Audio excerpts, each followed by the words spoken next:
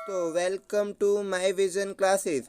आज हम आपके सामने एनटीपीसी के सारे क्वेश्चंस लेकर आए हैं जो कि प्रीवियस ईयर में आए थे विथ एक्स्ट्रा सॉल्यूशन और अपडेट करंट अफेयर्स के साथ। तो और याद रखिए कि जितने भी आपको प्रीवियस ईयर कराए जा रहे हैं उसके साथ जो एक्सप्लेनेशन बताया जा रहा है वो आपके लिए मोस्ट इंपॉर्टेंट है। और ये पेपर ना केवल एनटीपीसी के लिए ज़्यादा इंपॉर्टेंट है बाकी अदर एग्जाम के लिए भी मोस्ट इंपॉर्टेंट होगा। कुछ ही क्वेश्चंस ऐसे हैं जो रेलवे अक्सर पूछता है, लेकिन बाकी सारे क्वेश्चंस ऐसे हैं जो हर एग्जाम के लिए मोस्ट इंपॉर्टेंट। तो ये वीडियो आप सभी के लिए इंपॉर्टेंट है, चाहे आप किसी का भी पेपर देने जा रहे हो और जीके आ रहा है तो ये सारे क्वेश्चंस आपके लिए मोस्ट इंपॉर्टेंट हो सकते हैं। चलिए तो स्टार्ट करते हैं फर्स्ट क्वेश्चन से। प्लूटो की खोज किस वर्ष हुई? तो आप याद रखिए कि प्लूटो की खोज किस वर्ष हुई? 1930 में। हमने इसमें देखा, एनालाइज किया है कि जो पेपर आ रहा है ना वो किस तरह का पेपर आ रहा है वो एनालाइज किया है। तो हमने देखा प्लूटो की खोज, किसी में अगर वो प्लूटो की खोज पूछ रहा है मॉर्निंग शिफ्ट में तो इवनिंग शिफ्ट में वो प्लूटो के आविष्कारक पूछ ले रहा है, कहीं कुछ पूछ ले रहा है। तो आपको सारी चीज़ें याद होनी चाहिए। उसके लिए आपको याद रखना है कि प्लूटो की खोज कब हुई भाई? 1930 में हुई। साथ ही साथ आपको ये भी याद रखना है कि प्लूटो के आविष्कारक कौन है? क्लाइड टॉमबर्ग। ठीक है, अच्छी तरह से याद रखिएगा कि प्लूटो की खोज 1930 में हुई। प्लूटो के आविष्कारक कौन है? क्लाइड टॉमबर्ग है। फिर उसके बाद नेक्स्ट क्वेश्चन पर चलते हैं। प्लूटो के बारे में और एक्स्ट्रा जानकारी याद रखिए कि 24 अगस्त, ठीक है, हमने आपको जितना हो सका मैक्सिमम से मैक्सिमम पॉइंट लाया जो एग्जाम के व्यू पे बहुत इंपॉर्टेंट है। 24 अगस्त 2006 को, ठीक है, प्लूटो की जो है प्लूटो पहले एक ग्रह था लेकिन उसको ग्रह नहीं बनाया गया ना, ग्रह की श्रेणी से निकाल दिया गया। कब निकाला गया? 24 अगस्त 2006 को निकाल दिया गया। किस श्रेणी में रख दिया गया? बौने ग्रह की श्रेणी में रख दिया गया। किसने रखा? IAU ने रखा। ठीक है, तो आप इतनी बात, इससे एक्स्ट्रा जो पॉइंट बनते हैं वो याद रखिए जो पेपर के लिए मोस्ट इंपॉर्टेंट है कि 24 अगस्त 2006 को IAU ने इसे बौने ग्रह की श्रेणी में रख दिया। चलिए तो चलते हैं नेक्स्ट क्वेश्चन पर जो कि आपके लिए मोस्ट इंपॉर्टेंट है। सेकेंड क्वेश्चन क्या है? वह भारतीय राज्य जो कि अधिकतम पड़ोसी राज्यों के साथ सीमा साझा करता है। तो वह भारतीय राज्य कौन होगा? तो याद रखें कि वह भारतीय राज्य कौन है जो अधिकतम सीमा, मतलब कि जिसके पड़ोसी राज्य ज्यादा है। जैसे मध्य प्रदेश के कितने हैं? 5 है ना, मध्य प्रदेश के 5 पड़ोसी राज्य है। इसीलिए वैसे ही जिसके सबसे ज्यादा पड़ोसी राज्य है वो है उत्तर प्रदेश। याद रखिएगा कितने हैं भाई? इसके 9 राज्य है ना। ये हमने आपको एक्स्ट्रा पॉइंट दिया, जिससे भी जो एक्स्ट्रा पॉइंट बन सकते हैं जो पेपर में पूछा जा सकता है वो हर चीजें आपको प्रोवाइड कराई जाएगी। मैक्सिमम से मैक्सिमम चीजें प्रयास यही किया जाएगा कि एग्जाम में बनने वाले सारे क्वेश्चंस आपको प्रोवाइड कराए जाए। तो यहाँ पर आपसे केवल ये पूछा गया था कौन सा ऐसा प्रदेश है जो सबसे ज्यादा राज्यों के साथ सीमा साझा करता है, वो है उत्तर प्रदेश। अब अगर पूछेगा कितने, तो 9 राज्यों के साथ ही अपनी सीमा को साझा करता है, ये याद रखिएगा। अब इससे बनने वाले एक्स्ट्रा जो पॉइंट है वो याद रखें कि जब ये पूछा गया तो और क्या पूछा जा सकता है? पूछने को बहुत कुछ, लेकिन जितने भी IMP चीजें वो हमने आपको एक्स्ट्रा प्रोवाइड कराया। तो क्या पूछा जा सकता है? पूछा ये जा सकता है कि बताइए भारत के कितने राज्य अन्य देशों को छूते हैं? क्लिक हुआ कि नहीं हुआ? हमने क्या बोला? भारत के कितने राज्य अन्य देशों को छूते हैं? तो याद रखिए कि भारत के 17 राज्य हैं जो अन्य देशों को छूते हैं। समझ पा रहे हैं कि नहीं समझ पा रहे हैं? अन्य देश का मतलब हमारा देश जो है उसे बहुत सारे देश लगे हुए हैं ना, ठीक है, तो उनको छूते हैं राज्य। तो अलग अलग ऐसे करके कितने राज्य छूते? तो आप याद रखिए कि 17 राज्य ऐसे हैं जो अन्य देशों को छूते हैं। ठीक है, याद रखेंगे आई होप। चलिए तो नेक्स्ट क्वेश्चन पर आते हैं। भारत को 7 देश स्पर्श करते हैं, मतलब कि अगर पूछा जाएगा कि भारत की सीमा को कितने देश स्पर्श करते हैं, भारत को कितने देश स्पर्श करते हैं, तो याद रखिए कि 7 देश स्पर्श करते हैं। अभी 7 देश कौन है उसके लिए ट्रिक याद रखिए कि 55 MBA। ठीक है, क्या याद रखें कि 7 देश कौन है? तो 55 MBA। इस तरह से पढ़िए कि आपके हर तरह के कॉन्सेप्ट क्लियर हो जाए। ठीक है, प्रीवियस ईयर को इस तरह से पढ़ा जाता है, ठीक है, कि आपके एक एक चीज बने ताकि उससे कोई भी चीज आए आपसे सारी चीजें बने। बा से बंगाल हो जाएगा, चा से चीन हो जाएगा, पाकिस्तान, ना से नेपाल। 55 MBA। बांग्लादेश, चीन, पाकिस्तान, नेपाल। M से म्यांमार, B से भूटान, A से अफगानिस्तान। इतने आपके देश हो जाएंगे, 7 देश टोटल। ठीक है, और याद रखिए ये जो कोडिंग है ना, ये कोडिंग किस तरह की है? आपको जितने भी क्वेश्चन बनते हैं सारी चीजें कवर की जाएगी। एक लिंक से पढ़ें आप सारी चीजें, और ऐसा नहीं कि कुछ अलग से कर रहे हैं, सारी चीजें लिंक से। तो ये 55 MBA आपने याद रखा, बांग्लादेश, चीन। और इसके बाद ये भी याद रखिए ये जो हमने कोडिंग बनी है वो कैसे बनी है भाई?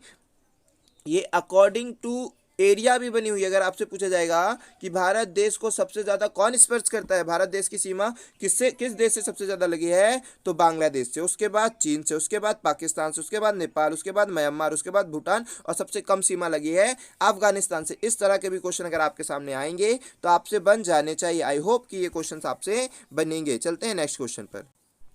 अब ये क्वेश्चन देखते हैं, हाल ही में प्रधानमंत्री श्री नरेंद्र मोदी ने फरवरी 2016 में मेक इन इंडिया सप्ताह की शुरुआत की। तो ये उस समय का करंट अफेयर था, अभी ये क्वेश्चन नहीं आने वाला, ठीक है, मुंबई में की थी। अभी जो क्वेश्चन आ सकता है, जो इससे रिलेवेंट चीजें हैं जो पेपर में आपकी पूछी जा सकती हैं, उसको कवर करते हैं। तो चलते हैं, क्या कवर करना है भाई, आपसे पूछा जा सकता है कि मेक इन इंडिया कब चालू हुआ। तो आप याद रखेंगे कि 25 सितंबर 2014 में चालू हुआ, ठीक है। मेक इन इंडिया कब स्टार्ट हुआ, तो 25 सितंबर 2014 में आपका मेक इन इंडिया स्टार्ट होगा। ये आपको एक्स्ट्रा पॉइंट याद रखना है। नेक्स्ट क्वेश्चन पर चलते हैं। तो अब बोलता है 2014 में भारत के रक्षा मंत्री के पद पर आसीन है।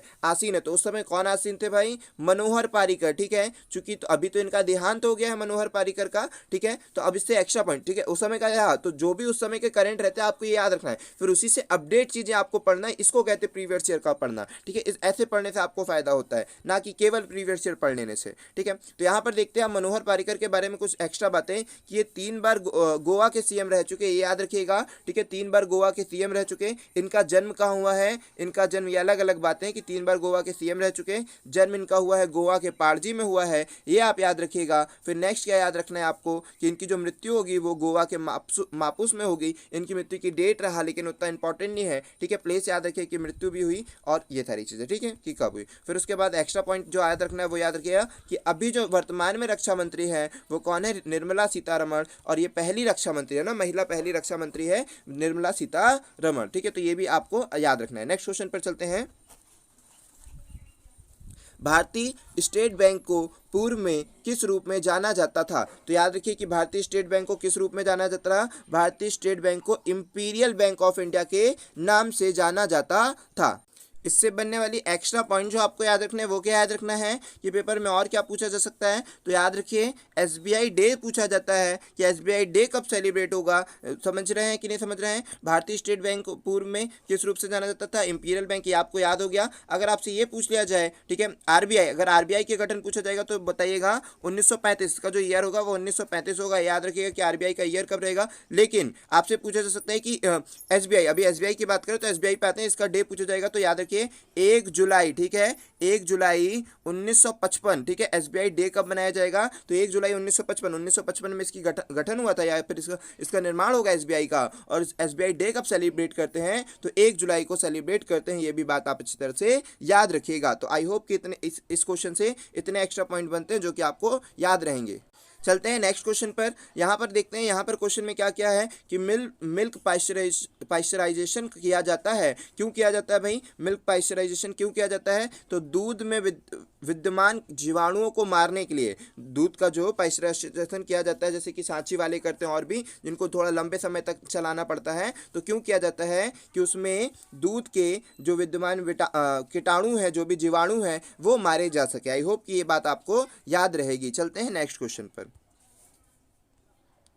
विश्व वेटलैंड दिवस है ना, ये न जाने एग्जाम उसमें एनटीपीसी में क्यों पूछा गया। तो मान लीजिए अगर जो भी उस समय चलेगा ना, तो आपको सारे ईयर्स याद रखने हैं कि सारे डेज याद रखने, जो ज़्यादा प्रेजेंट में चल रहा होगा वो सारी चीज़ें आपको याद रखनी है, ठीक है। वो करंट अफेयर से रहेगा, जब पेपर आएगा उस समय आप अगर ईयरली का और जो मेन चीज़ें वो अगर पढ़ भी लेते तो भी आपका काम हो जाएगा। तो यहाँ पर देखते हैं विश्व वेटलैंड दिवस। वेटलैंड दिवस का मतलब कि पानी के स्रोत के लिए है ना, जो खत्म होते जा रहे हैं उनको जागरूक करने के लिए, सारी चीज़ों के लिए ये दिवस मनाया जाएगा। तो उसकी थीम, तो 2016 की थीम पूछी गई, ठीक है। 2016 की थीम क्या थी भाई, धरणीय आजीविका थी, ठीक है। लेकिन अब आपको ये क्वेश्चन नहीं पूछा जाएगा, अब आपसे 2020 की थीम पूछी सकती है। तो विश्व वेटलैंड दिवस की अब की जो थीम होगी वो क्या होगी, याद रखिए, वेटलैंड एंड बायोडिवर्सिटी, है ना, आर्द्र भूमि और जैव विविधता, इसकी थीम होगी। विश्व वेटलैंड दिवस की थीम होगी, याद रखिएगा अच्छी तरह से। चलते हैं नेक्स्ट क्वेश्चन पर। और इस क्वेश्चन में एक बात और भी याद रखिएगा कि वेटलैंड दिवस है ना, वेटलैंड तो आपको पता चल गया 2020 की थीम क्या है। और साथ में अगर भविष्य में ऐसा भी क्वेश्चन आपसे पूछा जाए कि वेटलैंड डे कब मनाया जाता है, मतलब आपका वेटलैंड डे कब मनाया जाता है, तो आपको ये भी याद रखना है कि वेटलैंड डे कब मनाया जाएगा, 2 फरवरी को मनाया जाएगा। जितनी भी इंपॉर्टेंट बातें बनती हैं वो आप सभी को अच्छी तरह से याद रखनी है कि 2 फरवरी को विश्व वेटलैंड दिवस बनाया जाए। चलिए इस क्वेश्चन पर तो आपसे पूछा गया ADSL का विस्तारित रूप बताइए। तो ADSL तो कुछ टेक्नोलॉजी के वर्ड्स आपसे पूछ लिए जाते हैं, तो आपको वो भी अच्छी तरह से फिर याद रखने पड़ते हैं। मतलब ये तो फिर वहाँ पर हो जाएगा कि आपको कितने वोकैब याद है, कितनी फुल फॉर्म याद है, वो सारी चीज़ों पे डिपेंड हो जाता है। तो यहाँ पर समझते हैं इसका जो फुल फॉर्म होगा वो होगा एसिमेट्रिक डिजिटल सब्सक्राइबर। ठीक है, एसिमेट्रिक डिजिटल सब्सक्राइबर ये एक टेक्नोलॉजी है जो आपका मतलब कि नॉर्मल ये एक टेक्नोलॉजी क्या रहेगी, डाटा कॉम्बिनेशन की टेक्नोलॉजी है। यहीं पर क्या रहेगा, यहाँ पे कॉपर के जो वायर्स होते हैं ना, कॉपर के वायर से बहुत तेजी से यहाँ से फ्लो होता है, फ्रिक्वेंसी पे काम करता है, बस उसी के लिए टेक्नोलॉजी दी गई। तो आपको तो फुल फॉर्म याद रखना है कि ADSL का फुल फॉर्म क्या है, asymmetric digital subscriber. Next question पर चलते हैं। इस क्वेश्चन पर स्वतंत्र उपनिवेश के दर्जे से क्या अभिप्राय है, तो याद रखिए सर्वत्र समुदाय। सर्वत्र समुदाय का मतलब हम आपको समझा देते हैं। यहाँ पर पहले मानकर चलिए अगर आपके अंग्रेज राज कर रहे थे, तो अंग्रेज राज कर रहे थे, आपस में लोग लड़ेंगे क्योंकि रहेगा, ठीक है। तो उस समय क्या करेंगे, अगर आपको मान लीजिए कि अलग अलग ना वो आपको वो डिस्ट्रीब्यूट कर देंगे कि ये आपका राज्य, ये आपका राज्य, इसको आप संभालो, इसको आप संभालो, तो उसी को बोल रहे कि सर्वत्र समुदाय का निर्माण करेंगे। स्वतंत्र उपनिवेश है ना, कि आप ये एरिया आपका है, आप इसे संभालिए ताकि वहाँ पर लड़ाई झगड़े कम हो, उस पर सरकार अपना मतलब प्रतिनिधित्व संभाल सके, अपना ऑनरशिप देख सके। लेकिन उसने क्या करा, बोल तो दिया कि आपका एरिया, लेकिन इनडायरेक्टली वो उस पर राजी तो कर रहे हैं। तो इस तरह के स्वतंत्र उपनिवेश के दर्जे दिए गए थे, तो उसका मतलब से सर्वत्र समुदाय, तो वो आप अच्छी तरह से याद रखिएगा। रेफ्रिजरेटर में कौन सी गैस पाई जाती है, तो रेफ्रिजरेटर में कौन सी गैस पाई जाएगी, HCF है ना, HCF याद रखिए। और इसमें मुख्य बात जो है ना, ये तो अभी कर रहे हैं, HCF का यूज़ अभी करें। अगर आपसे HCF का पूछा जाएगा कि किस HCF का मतलब, अभी पेपर में तो केवल HCF ही लिखा हुआ था, आपसे आगे और भी अगर थोड़ा सा कॉम्प्लिकेटेड क्वेश्चन बना तो आपसे पूछ सकता है। तो HCF क्या रहेगा भाई, HFC क्या रहेगा, 134A। ठीक है, HFC 134A का यूज़ करेंगे। इसका फुल फॉर्म क्या रहेगा, मतलब इस गैस का नाम क्या रहेगा, टेट्रा। ठीक है, टेट्रा फ्लोरोएथिन है ना, एथिन, फ्लोरोएथिन, टेट्राफ्लोरोएथिन। अच्छी तरह से नाम याद रख लीजिए है ना लिखने पे, तो टेट्राफ्लोरोएथिन। ठीक है, तो इस तरह से याद रखिए कि टेट्राफ्लोरोएथिन गैस का प्रयोग किया जा रहा है। HFC 134A का यूज़ किया जा रहा है। और क्या याद रखना है कि इससे ना अभी जो नए फ्रिज आ रहे हैं उसमें इस तरह का यूज़ किया जा रहा है, क्योंकि इससे क्या हो रहा है कि ओजोन परत को हानि नहीं हो रही, क्लिक हो रहा है। इससे मतलब मानकर चलिए कि 0% भी बोल सकते हो, मतलब बहुत कम रेट में हो रही। पहले आप क्या करते रहे, पहले आप करते रहे क्लोरोफ्लोरोकार्बन का यूज़ करते रहे ना, क्लोरोफ्लोरोकार्बन का यूज़ करते रहे, जिस कारण बहुत ज़्यादा पैमाने में ना, बहुत सारे दशकों से, 5 से 6 दशकों से ये क्लोरोफ्लोरोकार्बन का यूज़ किया जा रहा था, जिस कारण क्या हो रहा था कि ओजोन परत को बहुत नुकसान हो रहा था। लेकिन अगर अब बात की जाएगी HFC 134A की, तो इससे बहुत कम मात्रा में ओजोन परत को हानि हो रही है। समझ पा रहे हैं, चलिए। तो ये ओजोन परत को हानि पहुंचा ही नहीं पाता, ऐसा भी बोल सकते हो आप। ठीक है, तो इतनी बात आप अच्छे से याद रखिए। चलते हैं नेक्स्ट क्वेश्चन पर। तो यहाँ पर देखते हैं कि निम्नलिखित में से चौथा मुगल सम्राट कौन है, तो चौथा मुगल सम्राट कौन होगा, जहांगीर होगा। तो आप अच्छी तरह से याद रखेंगे कि चौथा मुगल सम्राट कौन होगा, जहांगीर। अब चूंकि मुगल सम्राटों की बात आई, तो मुगल सम्राट बहुत बार पेपर में पूछे जाते हैं, तो इसकी कोडिंग याद रखिएगा कि बहे आज साज। क्या रहेगी इनकी कोडिंग, बहे आज साज। ठीक है, बहे आज साज। अब बहे आज साज का मतलब क्या होगा, ठीक है, तो पहला, दूसरा, तीसरा, चौथा, पांचवा, छठवा। तो देखिए चौथे में कौन आया, चौथे में जा से जहांगीर आया। ठीक है, तो आप याद रखेंगे जा से जहांगीर आया। तो आपको पूरा ये नाम याद रखना है कि बहे आज साज का मतलब क्या है, बहे आज साज। तो बा से बाबर हो जाएगा, फिर हुमायूं हो जाएगा, फिर अकबर हो जाएगा, फिर जहांगीर हो जाएगा, फिर शाहजहाँ हो जाएगा, और शाहजहाँ के बाद क्या हो जाएगा, जिंदा पीर। जिंदा पीर का मतलब औरंगजेब है ना, इस जा का मतलब जिंदा पीर का मतलब औरंगजेब। तो इस तरह से आपको याद रखना है, कोडिंग याद रखना है, सारे नाम याद रखना है। चलिए, आई होप कि ये बात आपको याद हुई होगी, और इससे एक्स्ट्रा पॉइंट जो आपको बताए हैं वो भी आपको क्लियर हुए होंगे। अब नेक्स्ट क्वेश्चन पर देखते हैं, इस क्वेश्चन पर कि यहाँ पर बोला है निम्नलिखित है ना, तो केवल लिखित लिख दिया हुआ है यहाँ पे, निम्नलिखित में से किस फल के रूप में प्रयुक्त नहीं किया जा सकता है। तो यहाँ पर फल क्या होता है, सेब फल है, और फिर आपका अंगूर हो जाएंगे, तो ये सारी चीज़ें क्या होती हैं, संतरा हो गई, ये सब फल के कैटेगरी में आते हैं। लेकिन क्या टमाटर फल की कैटेगरी में आएगा, तो नहीं। अब ये क्वेश्चन इसने क्यों दिया, ऑप्शन में क्यों दिया, क्योंकि कई लोगों के माइंड में ये होता है कि हाँ, अगर हम बोलेंगे कि टमाटर के पेड़ में हम कौन सा भाग खाते हैं, तो आप कहोगे कि टमाटर का फल खाते हैं, मतलब टमाटर के पेड़ अगर हो रहा है तो उसका कौन सा भाग आप खाने के योग्य होता है, तो फल खाने योग्य होता है। तो इसीलिए ये कंफ्यूजन दिया आपको, ताकि बच्चा कंफ्यूज होकर टमाटर को भी डाउट करे कि हाँ टमाटर, लेकिन जनरली बच्चे क्लिक कर देते सही कि टमाटर को फल नहीं कहा जाता, टमाटर तो सब्जी है। ठीक है, अब क्यों दिया गया ऑप्शन वो भी हमने आपको बताया कि पेपर जो एग्जामिनर होता है वो पेपर में टमाटर क्यों रखा, इसलिए रखा क्योंकि टमाटर का हम कौन सा भाग खाते हैं, फल वाला भाग खाते हैं, इसीलिए उसने रखा। लेकिन टमाटर तो सब्जी है ना, इसलिए उसको फल में काउंट नहीं किया जाएगा, वो भी आपको अच्छी तरह से याद रखना है। चलते हैं नेक्स्ट क्वेश्चन पर। जल का हिमांक बिंदु कितना होता है,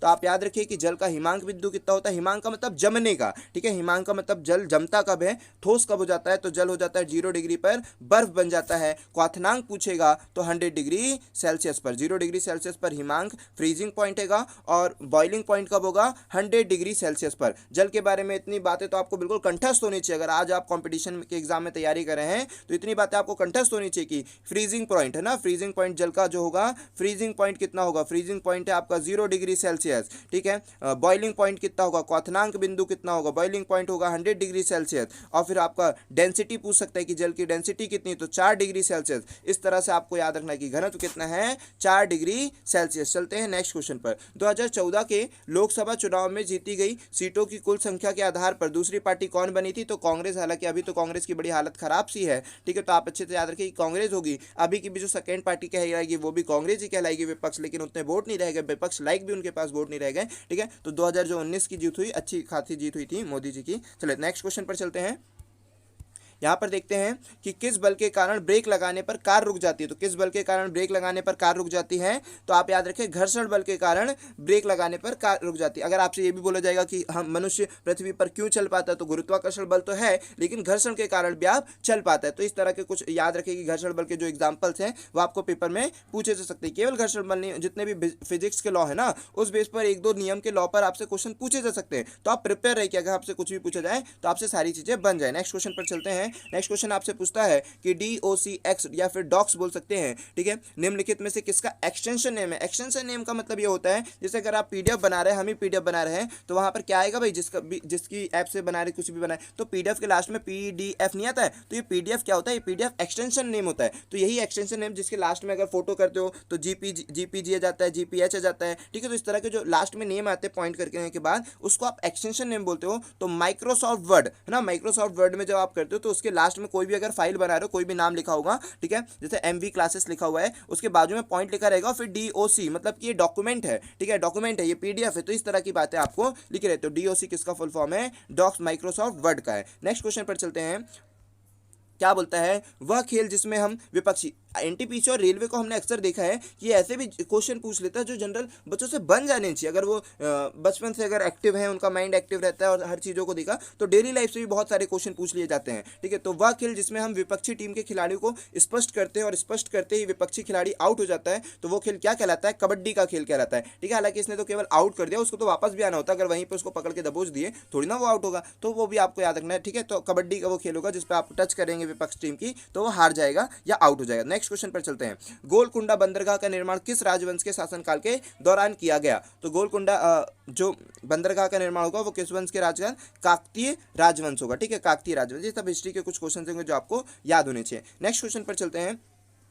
वर्ष 2015 का दादा साहब फाल्के पुरस्कार किसने जीता, तो आप याद रखिए वर्ष 2015 का दादा साहब फाल्के पुरस्कार मनोज कुमार ने जीता। लेकिन अब वो क्वेश्चन आपसे नहीं पूछे जाने वाला, आप जो क्वेश्चन पूछा जाएगा वो हम आपको बताते हैं। अब आपसे क्वेश्चन क्या पूछा जाएगा कि 2019 में, ठीक है, 2019 का दादा साहब फाल्के पुरस्कार पूछ सकते हैं। तो आप याद रखिए 2019 का दादा साहब फाल्के पुरस्कार किसको मिलेगा, अमिताभ बच्चन जी को मिलेगा, ठीक है। 2020 का आपसे पूछा जा सकता है, दोनों ही पूछा जा सकता है, ऐसा नहीं कि 2019 का नहीं पूछा जा सकता, ये भी पूछा जा सकता है, ठीक है। और 2020 का अगर पूछा जाएगा, ठीक है, तो 2020 का क्या होगा, ऋतिक रोशन को मिलेगा। भाई ऋतिक रोशन को क्यों मिलेगा, ठीक है, तो ऋतिक रोशन को सुपर 30 मूवी बनाई ना उन्होंने आनंद जी के ऊपर, तो इसीलिए आपको याद रखना है कि सुपर 30 के लिए उनको मिलेगा ऋतिक रोशन जी को। और वो तो अमिताभ बच्चन को तो हर कोई जानता, और क्यों मिलेगा, वो तो इतनी ज़्यादा उनने सेंसा है भाई पूरे बॉलीवुड के। यहाँ पर आते हैं नेक्स्ट क्वेश्चन पर। कोशिका का पावर हाउस किसे कहा जाता है, तो कोशिका का पावर हाउस तो रटा रटाए क्वेश्चन रहता है, माइटोकॉन्ड्रिया को कहा जाता है। आप भी अच्छी तरह से याद रखेगा कि कोशिका का पावर हाउस कहा जाएगा, ठीक है, तो अच्छी से याद रखेगा, माइटोकॉन्ड्रिया को कहा जाएगा। निम्नलिखित में से कौन सा कायांतरिक चट्टानों का उदाहरण नहीं है। ठीक है, चट्टानें आपका बहुत सारी रहती है, कायांतरिक चट्टानें होती है, अवशेदी होती है, अवसादी होती है। ठीक है, तो ये याद रखिएगा कि तो कायांतरिक चट्टानों का एग्जाम्पल नहीं है, उदाहरण नहीं है, तो याद रखिए चूना पत्थर इसका उदाहरण नहीं होगा। चूना जो पत्थर रहेगा वो कायांतरिक चट्टानों का उदाहरण नहीं होगा। नेक्स्ट क्वेश्चन पर चलते हैं। WHO का मुख्यालय कहाँ पर है? तो WHO का मुख्यालय कहाँ पर होगा? जनेवा के स्विट्जरलैंड। अगर आपके पास जनेवा है तो उसको क्लिक करें, स्विट्जरलैंड है उसको, वैसे मैक्सिमम ऑप्शन में जनेवा ही होगा तो जनेवा को क्लिक करना। जनेवा स्विट्जरलैंड में जो आता है वहीं पर पड़ेगा। ठीक है, ओके। नेक्स्ट क्वेश्चन पर चलते हैं। एशिया कप T20 2016 के फाइनल में एशिया कप T20 2016 के किस खिलाड़ी को man of the match year चुना गया? तो आप इस पर भी याद रखिए कि जो 2016 में T20 के लिए एशिया कप जीता रहा, इंडिया ही जीते, इंडिया ही मैक्सिमम जीत रही है। ठीक है, तो शिखर धवन को चुना गया। मैन ऑफ द मैच किसको चुना गया था? शिखर धवन को चुना गया था। अब इससे एक्स्ट्रा पॉइंट जो आपके पेपर में पूछे जा सकते हैं वो पढ़ते हैं। ठीक है, आपसे ये पूछा जा सकता है कि 2018, क्योंकि 2019 और 20 का तो अभी पता भी नहीं कैसा क्या। ठीक है, तो 18 का जो रहेगा वो एक दिवसीय होगा। ठीक है, वो तो T20 था, ये 18 का एक दिवसीय होगा। कौन जीतेगा? भारत ही जीतेगा। बांग्लादेश और भारत के बीच होगा, भारत ही जीतेगा। कुल टोटल भारत 7 बार जीत चुका है ना। अगर आपसे पूछा जाएगा एशिया कप कितनी बार जीत चुका है, तो 7 बार टोटल भारत एशिया कप जीत चुका है। ठीक है, इसके बाद और क्या बात याद रखने वाली बात है? अब भारत भले ही जीता हो एशिया कप, लेकिन 2018 का जो मैन ऑफ द मैच का अवार्ड मिलेगा वो किसको मिलेगा? बांग्लादेश के खिलाड़ी को मिलेगा। बांग्लादेश के कौन से खिलाड़ी को मिलेगा भाई? बांग्लादेश के खिलाड़ी लिटन को मिलेगा। ठीक है, तो आप याद रखिएगा लिटन दास को मिलेगा इनकी 180 रन की पारी के लिए। ठीक है, चलते हैं इनको देखते हैं। ये वाले हैली के ध्रुवकोटि को पृथ्वी से कब देखा जा सकेगा? तो आप याद रखिए कब देखा जाएगा हैली ध्रुवकोटि को? तो ये कब देखा जाएगा? 2061 में देखा जाएगा। अब इससे रिलेवेंट चीजें क्या क्या पूछी जा सकती है वो देखते हैं और इस बात को समझते हैं। हैली के ध्रुवकोटि मतलब ध्रुवकेतु तो बहुत सारे होते हैं, ध्रुवकेतु बहुत सारे होते हैं। ठीक है, लेकिन जो हैली नामक ग्रुप होता है ना, एक ग्रुप का नाम रहेगा, उससे जो ध्रुवकेतु रहेगा वो टूटेगा, या फिर आप बोल सकते हो कि जब वो टकराता है फिर वो जब आपस में जाएगा तो पृथ्वी से उसे देखा जा सकता है। कब देखा जा सकता है? तो वो याद रखिए 2061 में देखा जाएगा। और कितने वर्ष के अंतराल में देखा जाएगा ये भी पेपर में पूछा जाता है, तो आपको ये बात याद रखना है। ठीक है, 2061 में हैली ध्रुवकेतु देखा जाएगा। और लास्ट टाइम कब देखा गया? 1986 में देखा गया। कितने वर्ष के अंतराल में देखा जाता है? तो 75 या 76 वर्ष, दोनों में से कोई एक ऑप्शन में आपको दिखेगा।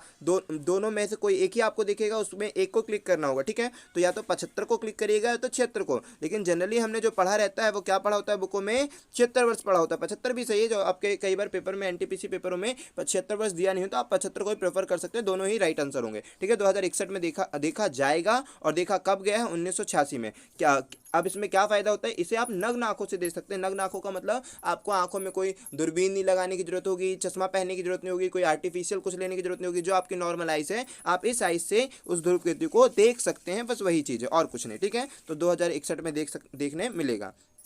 चलते हैं नेक्स्ट क्वेश्चन पर। कथकली। अब कथकली कहाँ का नृत्य है? केरल का। इस तरह से कथकली पूछ लिया, केरल का नृत्य है। आपसे बहुत सारी चीजें पूछे जा सकता है कि मोहिनीअट्टम कहाँ का है, कच्ची पुड़ी कहाँ का, ये सारी चीजें आपसे पूछे सकी। तो अगर कच्ची पुड़ी पूछेगा तो कच्ची पुड़ी भाई कहाँ का होगा? कच्ची पुड़ी तो भाई कच्ची पुड़ी कौन बनाएगा? कच्ची पुड़ी बनाएंगे अंधे लोग, मतलब आंध्र प्रदेश। ठीक है, कच्ची पुड़ी कौन बनाएगा? अंधे लोग, मतलब आंध्र प्रदेश। तो आपको इस तरह से बातों को याद रखना है। हाँ, और क्या पूछा जाएगा इसमें क्वेश्चन में कि कथकली क्या है भाई? लोक नृत्य की शास्त्रीय नृत्य। तो आप याद रखिएगा कथकली शास्त्रीय नृत्य है। ठीक है, लोक नृत्य क्या होते हैं? छाऊ हो गया, भांगड़ा हो गया, इस तरह का है ना, जो छोटे छोटे डांस रहेंगे और कहीं के कुछ कल्चरल होगा तो वो वहाँ का लोक नृत्य कहला सकता है। लेकिन शास्त्रीय नृत्य आपका कथकली हो गया, मोहिनीअट्टम हो गया, ये सब आपके शास्त्रीय नृत्य में आएंगे। नेक्स्ट क्वेश्चन पे चलते हैं। विश्व में सबसे बड़ा कंप्यूटर नेटवर्क किसे कहा जाएगा? तो विश्व में सबसे बड़ा कंप्यूटर नेटवर्क किसे कहा जाएगा भाई? इंटरनेट को कहा जाएगा। ये आप अच्छी तरह से याद रखिए। अरबों डिवाइसों को, मतलब आप देखो आप भी कनेक्ट हो, वो भी कनेक्ट, हर कोई कनेक्ट होता है। ठीक है, तो इंटरनेट के थ्रू इंटरनेट को सबसे बड़ा कम्युनिकेशन स्तर कहा जाएगा। ठीक है, तो ये याद रखिएगा, सबसे बड़ा नेटवर्क इसी को कहा जाएगा। नेक्स्ट क्वेश्चन पर चलते हैं। तो क्या लिखा हुआ है? निम्नलिखित में से कौन सा एक कंप्यूटर ऑपरेटिंग सिस्टम है? तो ऑपरेटिंग सिस्टम अलग होता है, सॉफ्टवेयर अलग होते हैं। ठीक है, तो याद रखिए कि जो ये रहेगा MS ऑफिस, ये तो एक एप्लीकेशन का काम कर रहा है। ठीक है, ये कोई सिस्टम नहीं, ऑपरेटिंग सिस्टम नहीं। ठीक है, ये क्या है? एक MS जो ऑफिस होता है। ठीक है, केवल ऑफिस लिखा है, MS वर्ड बोलते हैं जिसको, MS ऑफिस होता है। ठीक है, तो ये एक एप्लीकेशन है। MS ऑफिस हो गया, ठीक है, वर्ड हो गया, एक्सेल हो गया, पावर पॉइंट हो गया, ये सारी चीजें ना, ये सब तो एक एप्लीकेशन होंगे। तो ये आप अच्छी तरह से याद रखिएगा। ठीक है, नेक्स्ट क्वेश्चन पर चलते हैं। Software application. सिस्टम क्या होता है, सिस्टम विंडोज 10 हो गया, 7 हो गया, ये सारी चीज़ें आप सिस्टम का नाम दे सकते हैं। भारतीय स्टेट बैंक के अध्यक्ष कौन है, तो आप याद रखिए भारतीय स्टेट बैंक के अध्यक्ष कौन थी भाई, उस समय जिस समय पेपर आया था उस समय क्या था भाई, अरुंधति भट्टाचार्य थी। इसके बारे में इंपॉर्टेंट बात याद रख सकते हैं आप अरुंधति भट्टाचार्य का, जो अभी कभी भी आपके पेपर में पूछा जा सकता है। तो ये इसके बारे में क्या याद रखना कि ये पहली अध्यक्ष थी, एसबीआई की पहली फीमेल अध्यक्ष, ठीक है, महिला, प्रथम महिला है जो अध्यक्ष रही है। इनको ना फोर्ब्स लिस्ट में भी इनका नाम, फोर्ब्स में तो खैर करेंटली किसी किसी को करते रहते हैं, लेकिन जो जिस समय किया जाता है उस समय ज़्यादा इंपॉर्टेंट होता है, वो इंपॉर्टेंट नहीं कि इनको फोर्ब्स की लिस्ट में शामिल किया गया। ये इंपॉर्टेंट है कि ये पहली महिला है जो अध्यक्ष थी, ठीक है, पहली महिला जो एसबीआई की अध्यक्ष बनी, तो ये इंपॉर्टेंट जो आप याद रख सकते हैं। हाँ, अब वर्तमान में पूछेगा तो वर्तमान में कौन है भाई, रजनीश कुमार है, इस बात को अच्छी तरह से याद रखना। वर्तमान में एसबीआई के हेड कौन है, रजनीश कुमार अध्यक्ष हैं, ठीक है। नेक्स्ट क्वेश्चन है, वायु से नमी को अवशोषित करने की प्रक्रिया को क्या कहा जाएगा, तो इस प्रक्रिया को क्या कहा जाएगा, नियंत्रीकरण, ठीक है, क्या कहा जाएगा, नियंत्रीकरण। तो क्या हो जाता है भाई, शीतल हो जाएगी, तापमान हो जाएगी, तो इस सारी प्रक्रिया को कहेंगे, जो वायु रहती है ना वो क्या हो जाएगी, वायु से नमी अवशोषित कर लेते हैं। वायु से अगर नमी अवशोषित हो गई तो वो क्या हो जाएगी, या तो तापमान बढ़ सकता है, शीतल भी हो सकती है, तो वो सारी चीज़ें वो क्या कहलाएगी, नियंत्रीकरण कहलाएगी, ठीक है। तो आप इस तरह से बातों को याद रखना। नेक्स्ट क्वेश्चन पर चलते हैं। नेक्स्ट क्वेश्चन पर क्या बोलता है, कंप्यूटर में बैकअप। बैकअप भाई आप सभी जानते हैं बैकअप क्या होता है, बैकअप फाइल बनाते हैं लोग, अपना व्हाट्सअप का बैकअप बनाते हैं। बैकअप का मतलब ये होता है कि कोई चीज़ अगर डिलीट हो गई तो वो ओरिजिनल डॉक्यूमेंट वापस पाया जा सके, उसी को कहा जाता है बैकअप। तो कंप्यूटर डाटा की कॉपी को अवर्गीकृत करता, मतलब कि दोबारा बैकअप करना, हाँ बैकअप करना वही चीज है, ठीक है, बैकअप करना आप पढ़ लेंगे, ऑप्शन से बन जाएगा। अब एलएचसी का फुल फॉर्म पूछा गया, एलएचसी का फुल फॉर्म क्या होगा भाई, एलएचसी का फुल फॉर्म होगा लार्ज हैड्रन क्लाइडर, ठीक है, अच्छी तरह से याद होना चाहिए, लार्ज हैड्रन क्लाइडर। मतलब इतना इंपॉर्टेंट नहीं होता, पेपर में जब आती हैं करेंटली चीज़ें, हो सकता है वो करंट अफेयर्स की चीज़ें रहेंगी, तो वो थोड़ा सा याद रख लेना, कुछ नई मशीनें लॉन्च होती हो, तो ये भी क्या है, एक मशीन है, ठीक है, बहुत शक्तिशाली मशीन है, उसी का फुल फॉर्म आपसे पूछा गया है। नेक्स्ट क्वेश्चन पर चलते हैं,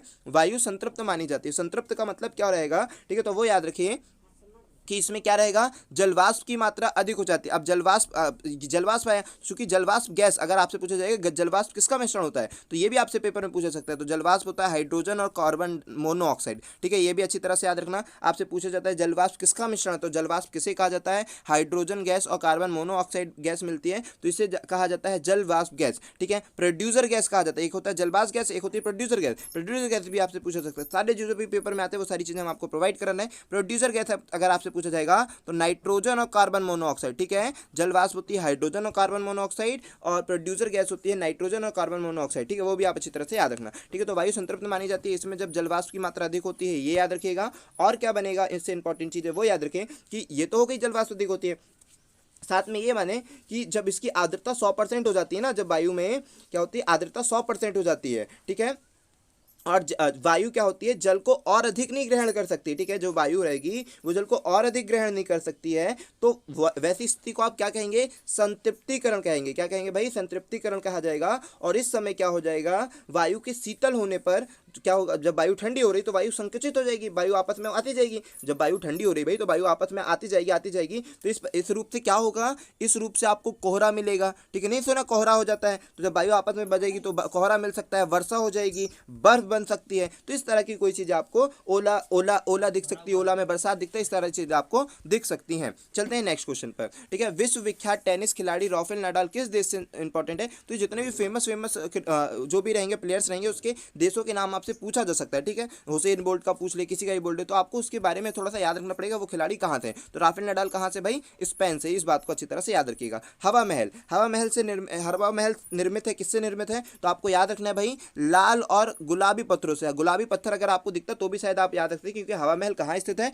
राजस्थान के जयपुर में स्थित है, और जैसे पिंक सिटी कहा जाएगा, तो गुलाबी पत्थर भी अगर होता तो आप समझ पाते कि लाल और गुलाबी बालुआ पत्थरों से हवा महल मिलकर बना है। अब हवा महल के बारे में कुछ रोमांचक बातें जो आपके पेपर में बहुत इंपॉर्टेंट भी हो सकती है, केवल रोमांचक बातें नहीं, वो आपके पेपर के लिए आईएमपी भी है, तो वो सारी चीजें याद रखें, ठीक है।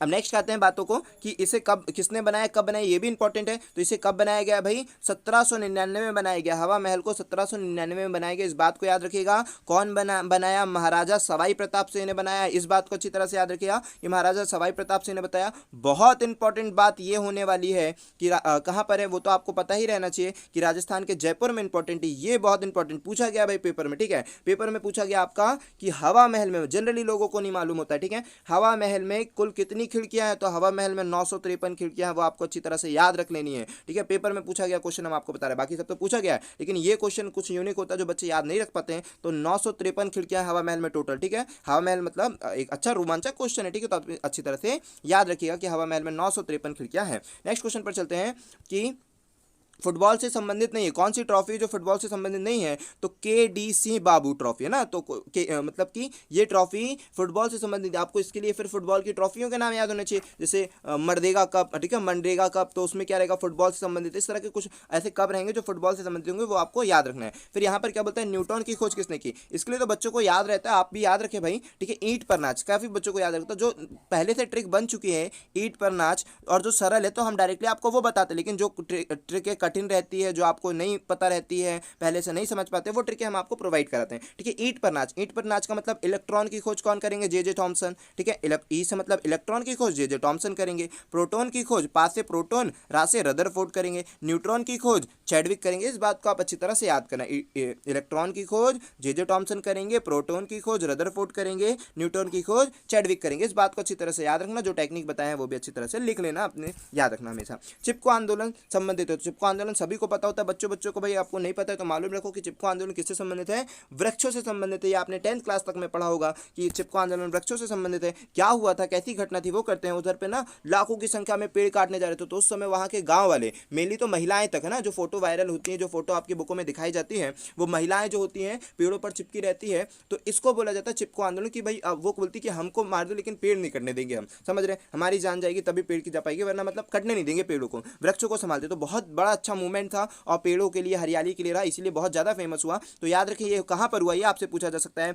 तो याद रखें कि उत्तराखंड के चमोली जिले में हुआ, 1970 में हुआ था। ठीक है, इसके जो मेन कहे जाते हैं कि पर्यावरण के विद्वान जो कहे जाएंगे, सुंदरलाल बहुगुणा इनके प्रसिद्ध होंगे, है ना, सुंदरलाल बहुगुणा इनमें बहुत प्रसिद्ध माने गए। तो ये भी याद रखना है। ठीक है, वहाँ की महिलाएं तक, पूरे गाँव वासी तक आके पेड़ से लिपट गए कि नहीं, पेड़ को नहीं कटने देंगे, बहुत बड़ी संख्या में। ठीक है, तो याद रखिएगा, सारे प्लेस याद रखिएगा, उत्तराखंड के चमोली जिले में होगा। नेक्स्ट क्वेश्चन पर चलते हैं, किसके कारण जल में डूबी हुई छड़ झुकी हुई प्रतीत होती है। तो बच्चों को याद होना चाहिए और आपको भी याद होना चाहिए भाई, हर किसी को याद होना चाहिए। प्रकाश के अपवर्तन के कारण, किस कारण जल में डूबी हुई छड़ प्रतीत होती है, प्रकाश के अपवर्तन के कारण प्रतीत होती है। क्यों भाई, क्योंकि सघन माध्यम से विरल माध्यम का कॉन्सेप्ट होता है, याद है ना आपको। ठीक है, अब ये भी, हाँ, इसमें इंपॉर्टेंट क्या बात होती है भाई, अपवर्तन का तो हो गया कि झुकी हुई क्यों देती है, प्रकाश के अपवर्तन के कारण सिक्का डाल दोगे टप में, सिक्का थोड़ा ऊपर उठा हुआ क्यों दिखता है, प्रकाश के अपवर्तन के कारण, ये सभी प्रकाश के अपवर्तन के ही कारण है। अब इसके बाद इंपॉर्टेंट बातें चलो, ठीक है, तो याद रखिए कि इसके लिए अपवर्तन है ना, अपवर्तन के लिए जो आपको याद रखवाने वाली बात है वो ये याद रखिए। इसके लिए जो कोडिंग आपको बता रहे हैं कि भाई कई बार आपसे ये पूछा जा सकता है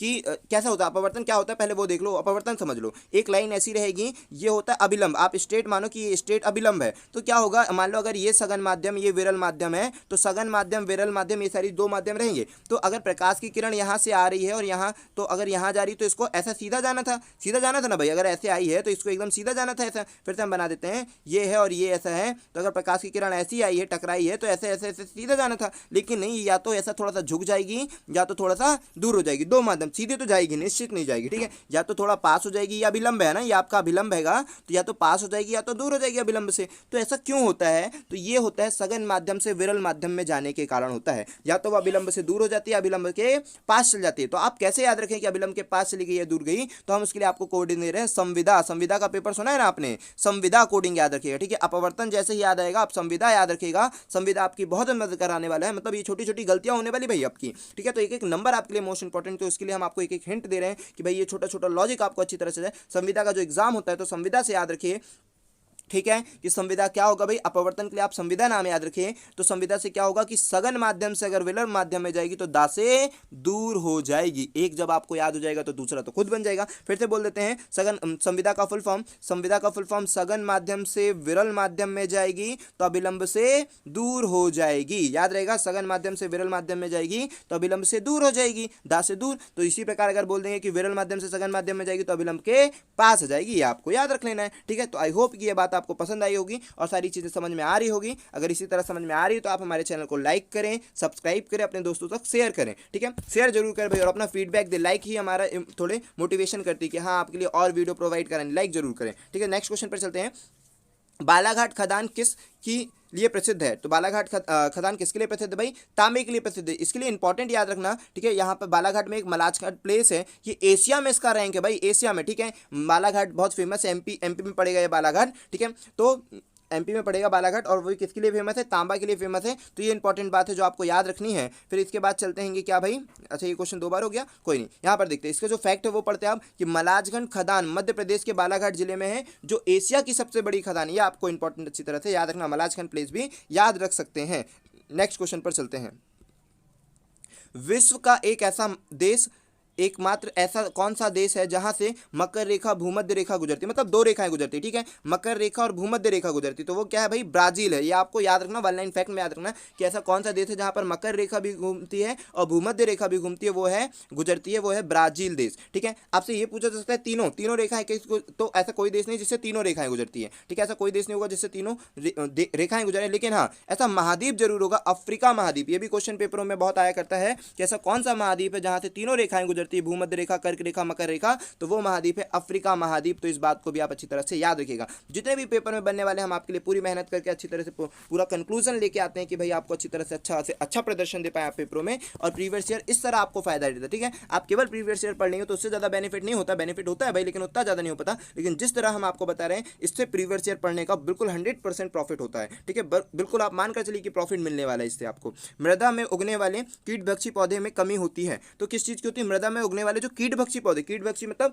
कलश पादप। नहीं सुना आपने? कलश पादप सुना होगा, 10th क्लास में पढ़ा होगा। कलश पादप होते हैं, घृतपर्णी पक्षी होते हैं, ठीक है। तो इस तरह के जो पक्षी होते हैं वो क्या कहलाते हैं? कीटभक्षी पक्षी होते हैं। कीटभक्षी पौधे क्या होते हैं? जो अपना भोजन स्वयं नहीं बनाते हैं, वो कीट पर निर्भर रहते हैं। तो आप याद रखिए कि मृदा में घृतपर्णी है ना, इस पौधे को क्या बोलते हैं? कीटभक्षी पौधों को घृतपर्णी भी बोलते हैं। और उसके बाद कीटभक्षी होते हैं, इनकी जो कलश जैसा इनका शेप होता है, ठीक है। और ये क्या करते हैं? कीड़ों को अपने कलश के अंदर बार के पत्ती बंद कर देंगे, और फिर जब तक कीड़ा मर नहीं जाता तब तक वो पत्ती खुलेगी नहीं, ठीक है। तो इस तरह की आपको याद रखना है कि कीटभक्षी पौधे, तो इनमें किसकी कमी होती है भाई? नाइट्रोजन की कमी होती है। नाइट्रोजन की कमी को कैसे पूर्ति करते हैं? कीटों को खाकर पूजा करते हैं, ठीक है। इनके ऊपर कोई भी अगर कीट आता है उसको बंद कर लेंगे, खा लेंगे पूरा, और फिर उसका नाइट्रोजन रख लेंगे। तो आपको इसी तरह से याद होना चाहिए, ठीक है, सारी चीजें याद होनी चाहिए। ककोरी और आलमनगर स्टेशन के मध्य ककोरी कांड। तो ककोरी कांड ही फाइनली आपसे पूछ रहे हैं। तो ककोरी कांड कब हुआ? 1925 में। ये इंपॉर्टेंट है, इसके बारे में एक्स्ट्रा लाइन पढ़ लेते हैं कि ये कहाँ पर पड़ेगा। ये लखनऊ में पड़ेगा, ठीक है। ककोरी कांड लखनऊ में पड़ेगा, तो याद रखना 1925 में घटना हुई थी। टैक्सोनॉमी से संबंधित, टैक्सोनॉमी किससे संबंधित है भाई? वर्गीकरण से संबंधित है। वो इंपॉर्टेंट फैक्ट है, वो आप याद रख लिए कि टैक्सोनॉमी वर्गीकरण से संबंधित है। नेक्स्ट क्वेश्चन, चिकित्सा शास्त्र के जनक के रूप में किसे कहा जाता है? तो चिकित्सा शास्त्र के जनक किसे कहा जाता है? हिप्पोक्रेटस को कहा जाता है। ये अच्छी तरह से आप याद रखिए कि चिकित्सा शास्त्र के जनक हिप्पोक्रेटस को कहा जाता है। नेक्स्ट क्वेश्चन पर चलते हैं। नेक्स्ट क्वेश्चन क्या है आपका? एशिया का पहला शहर जिसने ओलंपिक खेलों में मेजबानी की। तो एशिया का कौन सा शहर है भाई जिसने ओलंपिक खेलों में मेजबानी की? वो ब्राजील शहर होगा। अब इसी प्रकार जब एशिया की बात हुई है, ओलंपिक कपों की बात हुई है, ठीक है, तो आपको ये याद रखना ओलंपिक में कैसे कैसे रिंग यूज करते हैं, कितने प्रकार के रिंग होते हैं, कौन सा कलर किसका, ये सारे आपके लिए इंपॉर्टेंट चीजें, हम सारी चीजें प्रोवाइड कराएंगे आपको धीरे धीरे। सारी चीजें एग्जाम के पहले सारी चीजें आपको प्रोवाइड की जाएगी। आप रेगुलर बेस पे वीडियो देखते रहें और पूरा याद रखते चलें, हर चीज़ों को देखते चलें, ठीक है। भारत में 1920 में, ये इंपॉर्टेंट है कि भारत ओलंपिक में कब शामिल हुआ? तो 1920 में शामिल हुआ। ये आपको इंपॉर्टेंट बात याद रखना है कि भारत ने ओलंपिक में कब हिस्सा लिया? 1920 में लिया। आई होप कि आपका पूरा कंप्लीट हो गया, आपको ये वीडियो पसंद आई होगी। अगर ये वीडियो पसंद आई है तो आप हमारे चैनल को लाइक करें, सब्सक्राइब करें, अपने सभी दोस्तों तक शेयर करें, क्योंकि ये लाइक ही जो है हमें मोटिवेट करेगा, और कमेंट हमें ये बताएगी कि आपको वीडियो पसंद आ रही है और आपको इसी तरह की वीडियो और प्रोवाइड करानी है। हर सब्जेक्ट की आपको धीरे धीरे सारी वीडियो प्रोवाइड कराई जाएगी। चलिए, तो आई होप कि वीडियो सारी आपको पसंद आई होगी। अगर वीडियो पसंद आई है तो चैनल को लाइक करें, शेयर करें, सब्सक्राइब करें। जय हिंद दोस्तों।